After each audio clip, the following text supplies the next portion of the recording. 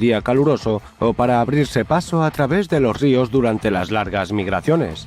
Los cocodrilos no suelen atacar a estos gigantes cuando están maduros y en buena forma.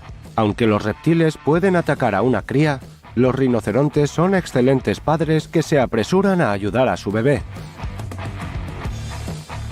He aquí una rara grabación de un enfrentamiento entre un cocodrilo adulto y un rinoceronte. Su piel es una armadura que se asemeja a la de un caballero. El cocodrilo está pasmado. Evidentemente no vio del todo fuera del agua a quien se enfrentaba. El rinoceronte tiene vista muy pobre, por lo que ve al cocodrilo verde como un borrón de olor extraño contra el follaje. Pero es suficiente para que